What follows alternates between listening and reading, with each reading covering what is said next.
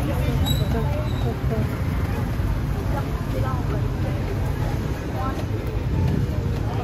guys, nandito yung Choco guys, kung saan yung Choco na galing Japan na yung usong-uso yung kinakain dito sa katabi ni Hiwaga. Ayan, may uso dito Choco ngayon. Kahit napakasarap nito. Kaya guys, tutukan natin. Makikita nyo kung paano lutuin. Tara.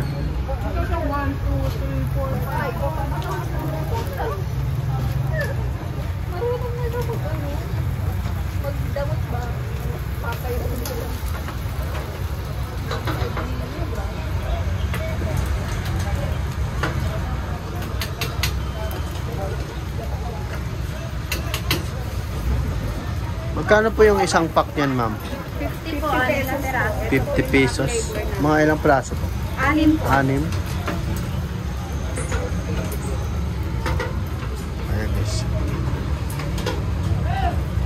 Meron silang ano, bonito flex, hot sauce, cubay, mayonnaise, tsaka takoyaki sauce.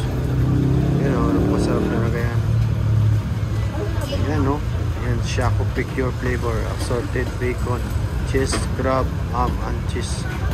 Sa halagang 50 pesos, 6 na piraso. Ayan. Napakasarap dito. Ayan. 6 na piraso. Ayan. Mamaya-maya guys, titikman natin yan. Okay.